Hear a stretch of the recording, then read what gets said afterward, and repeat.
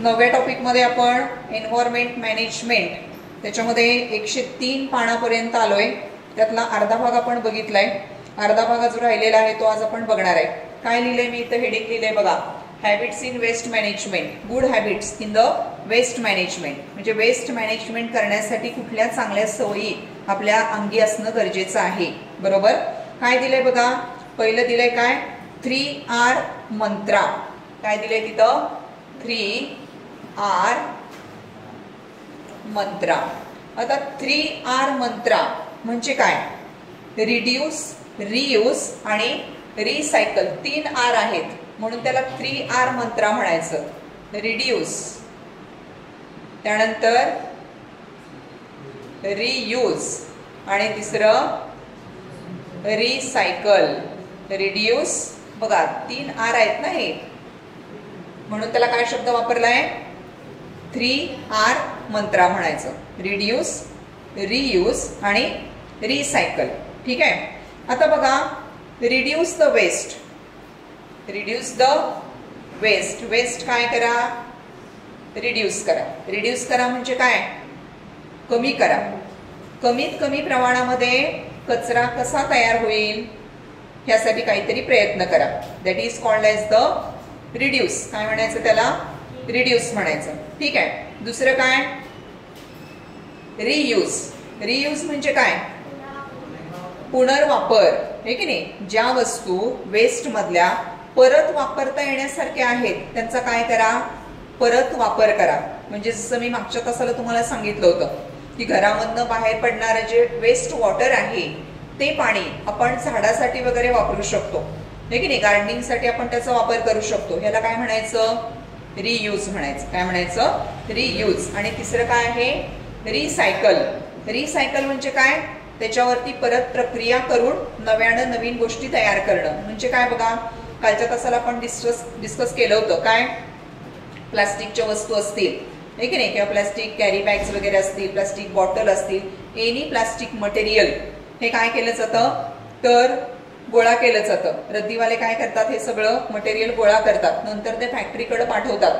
फॅक्टरीमध्ये काय होतं, त्याच्यावरती प्रक्रिया होते आणि नव्यानं नवीन प्लास्टिक काय होतं, तयार होतं। हे झालं प्लास्टिकचं। दुसरं पेपर, आपण जे रद्दी जमा करतो ना स्क्रॅपवाल्यांकडे, रद्दी पेपर घालतो, म्हणजे वर्तमानपत्र वाचून झालं की काय म्हणतो त्याला आपण, रद्दी म्हणतो। ती रद्दी सगळी गोळा करून आपण घालतो, किंवा तुमची पुस्तकं वगैरे जी तुम्ही वापरलेली आहेत, वह्या तुमच्या वापरलेल्या आहेत, ती काय करता, तुम्ही रद्दीमध्ये देता। मग ते सगळं परत कुठं जातं, फॅक्टरीकडे जातं। फॅक्टरीमध्ये त्याच्यावरती काय होते, प्रक्रिया होते आणि नवीन पेपर त्याच्यापासून काय केला जातो, तयार केला जातो। याला काय म्हणायचं, रिसायकल। हे 3 गोष्टी समजल्या का तुम्हाला। रिड्यूस म्हणजे काय, वेस्ट कमी करा। त्यानंतर रियूज म्हणजे काय, वेस्ट परत वापरा, म्हणजे जर वापरता येणं शक्य असेल वेस्ट मटेरियल त्यातलं तर परत त्याचा वापर करा। आणि रिसायकल म्हणजे काय, की त्याच्यावरती प्रोसेसिंग होते, प्रक्रिया होते आणि परत नवीन मटेरियल त्याच्यापासून तयार होऊ शकतं, त्याला काय म्हणायचं, रिसायकलिंग म्हणायचं। तर दिस इज द 3R मंत्रा, त्याला काय म्हणायचं आहे, 3R मंत्रा असं म्हणायचं, ठीक आहे। ही झाली पहिली हॅबिट, गुड हॅबिट। त्याच्यानंतर सेकंड काय बघा, सेकंड हॅबिट काय आहे, this is the first. Second point काय दिलेला आहे, की आपण काय करतो, म्हणजे आपल्या ज्या चुकीच्या सवयी आहेत त्याचा इथं उल्लेख केलेला आहे। काय सांगितलंय, थ्रोईंग प्लास्टिक रॅपर्स, त्यानंतर कशाचे, चॉकलेटचे असतील किंवा आईस्क्रीमचं वगैरे वरचं जे कव्हरिंग आहे, किंवा त्या ठिकाणी बिस्किटचं पॅकेट, बिस्किट वापरल्यानंतर बिस्किटचं जे पॅकेट आहे, तर हे काय करतो आपण, कुठे टाकलं पाहिजे, आपण हे सगळं डस्टबिन मध्ये टाकलं पाहिजे। इतस्ततः कुठं रस्त्याच्या कडेला वगैरे फेकून द्यायचं नाही, त्याच्यामुळे काय होणार आहे, कचरा साचणार आहे। So collect all types of the waste in the dustbin. दुसरा पॉइंट काय आपण इथं तयार करू शकतो, तर collect the waste in dustbin only. कुठं गोळा करा सगळा कचरा, डस्टबिन मध्ये गोळा करा. इतरत्र कुठेही उघड्यावरती कचरा फेकू नका. बरोबर आहे. त्यानंतर तिसरं काय बघा, avoiding the use of plastic bags and instead using cloth bags or bags prepared from old saris, bedsheets, curtains. आता बघा, तर बऱ्यापैकी प्लास्टिक वरती बंदी आणलेली आहे, पण प्लास्टिक मुळे काय होतो, खूप सारा कचरा जमा होतो, हे की नाही. आणि हा जो कचरा आहे हा काय आहे, पर्यावरणाला धोका निर्माण करतो. ह्या ज्या प्लास्टिकच्या पिशव्या कुठेही फेकून दिल्या त्या कुजत नाहीत.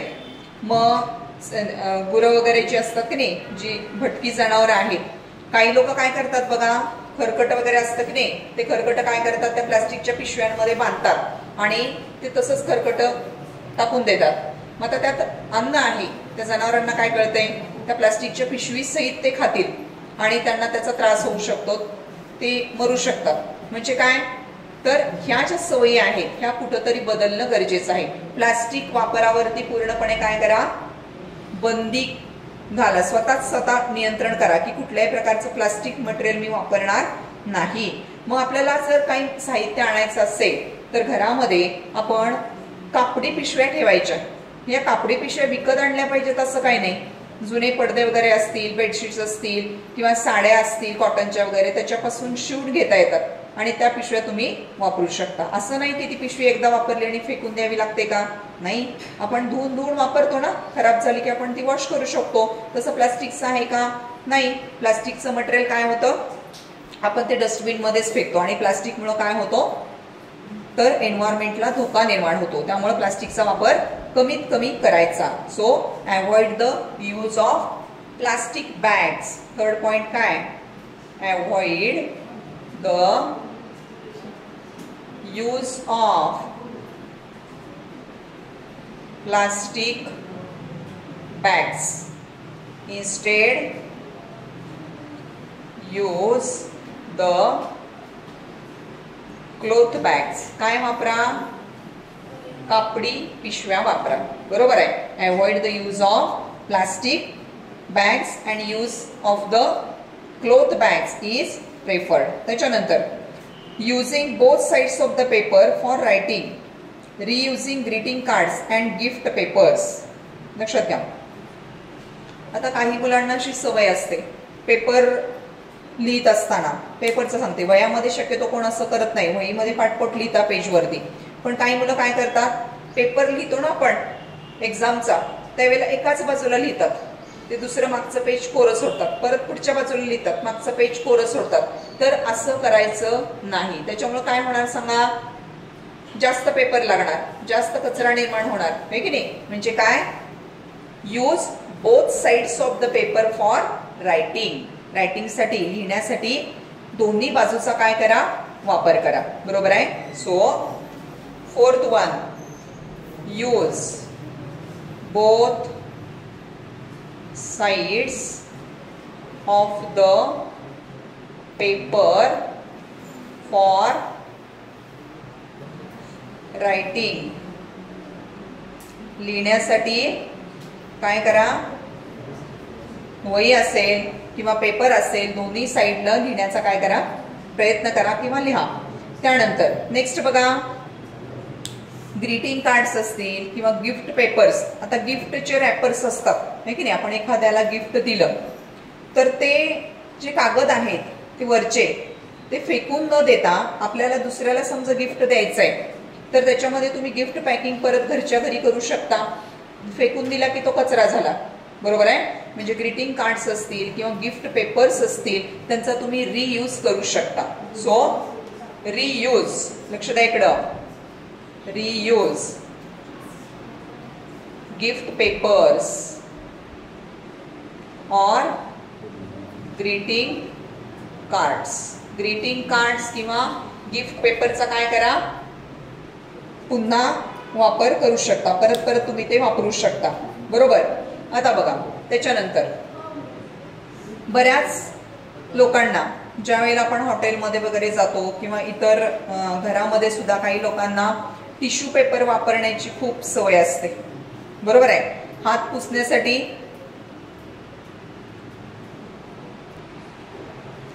काय सांगितलं की जे टिश्यू पेपर असतात, हे टिश्यू पेपर एकदा वापरले की ते खराब होणार, ते काय परत वापरता येत नाही आणि त्यावेळेला काय होतो, तो कचरा होतो. समजा आपण हॉटेलमध्ये वगैरे गेलो तर हात धुतल्यानंतर आपण काय करतो, तिथं टेबलवरती टिश्यू पेपर ठेवलेला असतो, घेतो आणि हात पुसतो आणि तो पेपर तसाच तिथे टाकून देतो. काय गरज आहे का? सरळ आपला प्रत्येकाचा रुमाल घेऊन जायचा, रुमालाला हात पुसायचे, रुमाल स्वच्छ परत धुता येतो, बरोबर. म्हणजे तो जो कचरा आहे तो कचरा काय होणार नाही, जास्तीचा जमा होणार नाही. सो काय लिहिणार पुढं, instead of using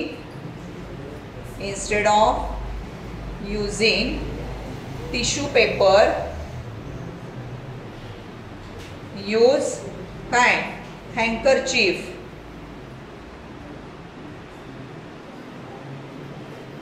हँकरचिफचा वापर करा. हँकरचिफ म्हणजे काय, रुमाल, रुमालाचा वापर करा.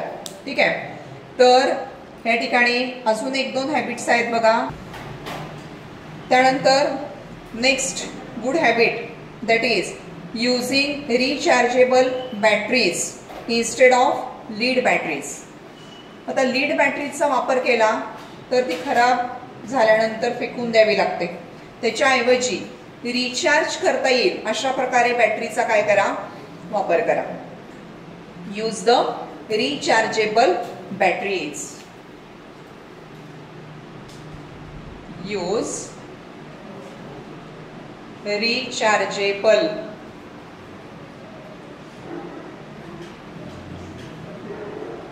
batteries instead of lead batteries.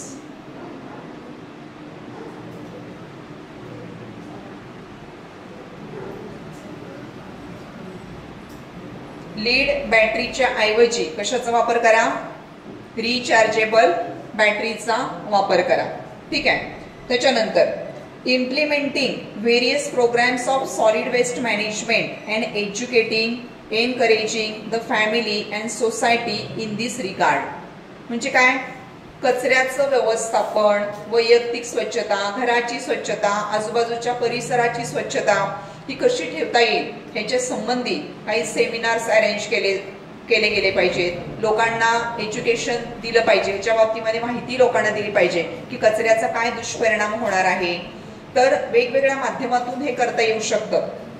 आपण जे सोशल मास मीडिया आहेत, हे की नाही, वेगवेगळे मेसेजेस फिरतात बघा मोबाईलवरती, त्याच्या माध्यमातून हे करता येऊ शकेल. टीव्हीच्या माध्यमातून करता येऊ शकेल किंवा असे डायरेक्ट लोकांना बोलवून त्यांचं एज्युकेशन करता येऊ शकेल. म्हणजे काय, एज्युकेटिंग द पीपल. पुढचा पॉइंट काय आहे, एज्युकेटिंग द पीपल. वेगवेगळ्या माध्यमातून लोकांना काय करायचं, माहिती द्यायची. Educating and encouraging the family and society. Educating and encouraging the family and society.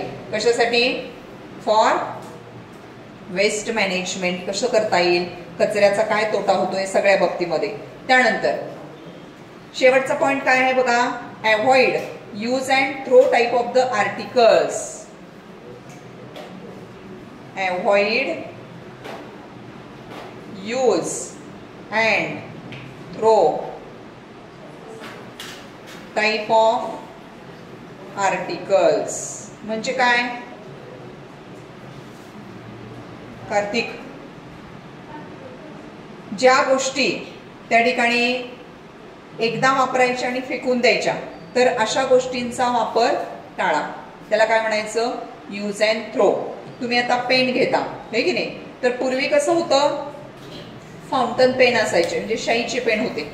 शाईचे pen आता पण आहेत, पण वापरत नाही कोण. शाई भरायची त्याच्यामध्ये, असे पेन होते. आता ते कॅट्रिज असतं, बरोबर आहे, पण ते पण संपलं की फेकून द्यावं लागतं, तो पण कचरा साठतो. पण इंकचे पेन जे होते, इंकची बॉटल असायची आणि त्याच्यामध्ये आतमध्ये शाई भरायची, ते टोपण लावायचं, त्याला नीप असायची पुढं आणि त्याच्या साह्यानं लिहायचं. मग तिथं कुठल्याही प्रकारचा कचरा तयार होत नव्हता. आता बघा तुम्ही काय, कसे पेन वापरता, 2 रुपयाचे, 3 रुपयाचे, 5 रुपयाचे जे पेन आलेले आहेत एकदा वापरायचं आणि तो पेन फेकून द्यायचा, त्याला काय कोण रिफिल चेंज करत बसत नाही. मग त्याच्यामुळे काय व्हायला लागले, कचरा वाढतोय ना, हे की नाही. बघा कचऱ्याच्या प्रमाणामध्ये म्हणजे यूज अँड थ्रो टाईप मटेरियलचा यूज करू नका. त्यानंतर मग आता पेनच्या बाबतीमध्ये सांगितलं, किंवा जे कोल्ड्रिंक्स वगैरे तुम्ही पिता त्याच्या बॉटल्स असतील किंवा त्याचे रिकामे असे पत्र्याचे डबे असतात बघा, छोटे छोटे कॅन असतात हे की नाही कोल्ड्रिंक्सचे, तर ते आहेत. किंवा त्या ठिकाणी कुठल्याही प्रकारचं जे मटेरियल आहे की जे पॅकिंग मध्ये वगैरे येतं, तर ते पॅकिंग मटेरियल खाल्ल्यानंतर काय करतो आपण, ते पॅकिंग सगळं फेकून देतो वरचं सगळं. म्हणजे हे सगळं जे आहे ह्याच्यामुळे काय होणार आहे, कचऱ्यामध्ये वाढ होणार आहे. तर अशा गोष्टी काय करा, टाळा. ठीक आहे. So avoiding use and throw type of the articles, use and throw types of the articles काय करा, अवॉइड करा. So these are the good habits for the waste management. तुम्हाला पेपरमध्ये क्वेश्चन येऊ शकतो याच्यावरती. काय आहेत गुड हॅबिट्स वेस्ट मॅनेजमेंटसाठी, तुम्ही कुठल्या सवयी बाळगणं गरजेचं आहे किंवा कुठल्या सवयी तुम्हाला असणं गरजेचं आहे. ठीक आहे. आता पेज नंबर 104 बघा. 104 पेज नंबर वरती पहिला काय दिलंय, period required for degradation of waste. आपण जो कचरा फेकून देतो त्याला कुजण्यासाठी कुठल्या कचऱ्याला किती वेळ लागतो. ठीक आहे, पुस्तकामध्ये लक्ष द्या. पहिला काय दिलाय, बनाना पिलिंग्स दिलाय. काय दिलाय, बनाना पिलिंग्स. पेज नंबर 104 वरती period required for degradation of waste असा एक टेबल दिलेला आहे. ठीक आहे, त्याच्यामध्ये लक्ष द्या. इथं पहिला काय दिलाय, बनाना पिलिंग्स. बनाना पिलिंग्स म्हणजे काय, केळाची साल किती दिवसामध्ये किंवा किती आठवड्यामध्ये कुजते, 3 ते 4 आठवडे. दुसरं काय दिलंय, क्लोथ बॅग्स. क्लोथ बॅग्स म्हणजे काय, कापडी पिशव्या. 1 मंथ लागतो एक पिशवी कुजायला. त्यानंतर रग्स 5 महिने. वुलन सॉक्स, सॉक्स वापरताना तुम्ही लोकरीचे, तर 1 वर्षामध्ये कुजतील. त्यानंतर वूड, लाकूड 10 ते 15 वर्ष लागतात. त्याच्यानंतर लेदर शूज 40 ते 50 वर्ष. टीनचे जे कॅन्स असतात 50 ते 100 वर्ष. ॲल्युमिनियमचे कॅन 200 ते 250 वर्ष. Plastic bags 10 lakh years. त्याच्यामध्ये पण काही ठराविक टाईपचं प्लास्टिकच कुजतंय, ते पण किती वर्ष लागत आहेत, 10 लाख वर्ष. आणि थर्मोकॉल न कुजणारं मटेरियल आहे म्हणून त्याला इनफायनाईट ड्युरेशन असं म्हटलंय, अमर्याद कालावधी, कुजणारच नाही आहे ते ऍक्च्युली. सो हे काय आहेत, वेगवेगळ्या प्रकारचे वेस्ट आहेत आणि त्याच्यासाठी ते डिकम्पोज होण्यासाठी किंवा कुजण्यासाठी लागणारा जो कालावधी आहे तर तो ह्या पद्धतीनं दिलेला आहे. पेज नंबर 104 वरती खालचा पॅरेग्राफ, डिझास्टर मॅनेजमेंट. डिझास्टर, डिझास्टरचा अर्थ काय, आपत्ती. डिझास्टर म्हणजे काय, आपत्ती. आपत्ती कशाला म्हणायचं, अचानकपणे एखादं निसर्गामध्ये होणाऱ्या बदलांमुळं किंवा काही कारणामुळं जर संकट आलं तर त्याला आपण आपत्ती म्हणतो. म्हणजे काय, फॉर एक्झाम्पल अचानकपणे भूकंप झाला, त्याच्यामध्ये घरांची पडझड झाली, लोक त्या मातीच्या ढिगाऱ्याखाली गाडले गेले, काय झालं, दिस इज द डिझास्टर. याला काय म्हणायचं, डिझास्टर. म्हणजे पूर येणं असेल, भूकंप येणं असेल, सुनामी असेल, ह्यासारख्या ज्या नैसर्गिक आपत्ती आहेत that are called as the natural calamities. काय म्हणायचं त्यांना, नॅचरल कॅलॅमिटीज. नॅचरल कॅलॅमिटीज म्हणजे काय, नैसर्गिक आपत्ती. बरोबर आहे. तर बघा वेगवेगळ्या प्रकारचे जे नॅचरल कॅलॅमिटीज आहेत, आता मी तुम्हाला नावं सांगितली. काही वेळेला ऍक्सिडेंट होऊ शकतो, बॉम्ब एक्सप्लोजन, केमिकल ऍक्सिडेंट होतात इंडस्ट्रीमध्ये वगैरे. तर हे सगळं जे आहे तर ह्याच्यामध्ये काय होतं, खूप सारा कचरा काय होतो, साचतो आणि त्याचबरोबर एन्व्हायरमेंटला पण काय होतं, त्याच्यामुळं धोका निर्माण होतो. बरोबर आहे. तर बघा ह्या ठिकाणी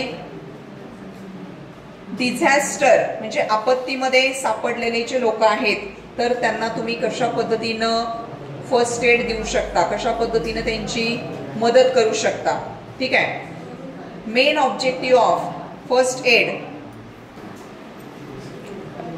आता डिझास्टर मध्ये सापडलेले जे लोक आहेत तर त्यांना तुम्ही कशा पद्धतीने रेस्क्यू कराल किंवा कशा पद्धतीने तुम्ही त्यांना ट्रीटमेंट देऊ शकता प्राथमिक स्वरूपावरती, बरोबर आहे. तर त्यामध्ये बघा basic principles of first aid काय सांगितलेलं आहे. बेसिक प्रिन्सिपल्स फर्स्ट एड साठी काय बेसिक प्रिन्सिपल्स सांगितलेले आहेत. पहिलं काय बघा, airway. If the victim has difficulty breathing, the head should be held in backward sloping position or in the chin, or the chin should be raised so that the respiratory passages remain open. म्हणजे काय बघा, एखादा व्यक्ती त्याला श्वास घेता येत नाही, तो गुदमरलेल्या स्थितीमध्ये आहे किंवा तो असा सापडलेला आहे की तिथं त्याला श्वासोश्वास करता येत नाही, तर त्याला तुम्ही पहिल्यांदा काय कराल, त्याला झोपवायचं आहे उताणं, आणि त्याची जी मान आहे ही मान अशी म्हणजे हा भाग वरती आला पाहिजे, डोकं खाली करायचं आणि हनुवटी वरती करायची, जेणेकरून जो रेस्पिरेटरी पॅसेज असतो तो काय होतो, ओपन होतो असं केल्यामुळं, आणि श्वास त्याला आतमध्ये जाऊ शकेल. हे पहिलं गोष्ट तुम्ही करू शकता, दॅट इज द एअरवे. त्याच्यानंतर ब्रीदिंग. आता जर त्याला श्वास घेता येत नसेल, त्याचं ब्रीदिंग थांबलेलं आहे, बऱ्याच वेळेला काय होतं, पाण्यामध्ये वगैरे बुडल्यानंतर फुफ्फुसामध्ये पाणी गेलेलं असतं, त्यावेळेला त्याला श्वास घेता येत नाही. मग अशा लोकांना काय केलं जातं, एकतर पहिल्यांदा त्याला पोटावरती झोपवायचं, त्याच्या पाठीवरती जोरजोरात दाब द्यायचा, जेणेकरून जे पाणी गेलेलं आहे फुफ्फुसामध्ये ते काय होतं, बाहेर पडतं, आणि नंतर त्याला सरळ झोपवून त्याला माउथ टू माउथ ब्रीदिंग द्यायचं आहे, म्हणजे कृत्रिम श्वासोश्वास तोंडावाटे त्याला द्यायचा आहे की जेणेकरून काय होणार आहे, त्याचा श्वासोश्वास सुरू होईल. That is called as the breathing. त्यानंतर circulation. If the victim is unconscious, unconscious म्हणजे काय, बेशुद्ध अवस्थेमध्ये आहे, then after giving mouth to mouth respiration twice, the heart should be pressed down hard by pressing the chest with both the palms. जर त्याला mouth to mouth breathing देऊन पण श्वास घेता येत नसेल तर त्याला पाठीवरती झोपवलेलं आहे, हृदयावरती प्रेशर अप्लाय करायचंय, दोन हात एकमेकावरती ठेवायचे, त्याला खाली झोपवायचंय, गुडघ्यावरती आपण बसाय म्हणजे गुडघे टेकवायचेत आपले, आणि जोर जोरात काय द्यायचंय, छातीवरती दाब द्यायचाय की जेणेकरून हृदय बंद पडलेलं काय होतं, अशा पोझिशन मध्ये चालू होतं. किंवा अटॅक आल्यानंतर पण ह्या अशा पद्धतीने हृदय जर बंद पडलं असेल तर छातीवरती दाब देऊन ते सुरू केलं जातं. कधीपर्यंत, हॉस्पिटलमध्ये पोहोचेपर्यंत त्याला तुम्ही जीवदान देऊ शकता. घरातल्या घरामध्ये हे तुम्हाला करता येऊ शकतं. These two actions should be repeated alternately about 15 times. किती वेळा केलं पाहिजे, कमीत कमी 15 वेळा तरी हे केलं पाहिजे. आणि ही जी मेथड आहे, this is called cardiopulmonary resuscitation, that is the CPR. It helps to bring circulation back to normal. ह्याला CPR टेक्निक असं म्हटलं जातं की हृदय बंद पडलं असेल तर असा दाब देऊन ते सुरू करता येतं आणि रुग्णाचा जीव वाचवता येऊ शकतो. तर ह्या मुख्य 3 पद्धती ह्या ठिकाणी दिलेल्या आहेत. राहिलेला जो भाग आहे तो नेक्स्ट लेक्चरमध्ये घेऊया.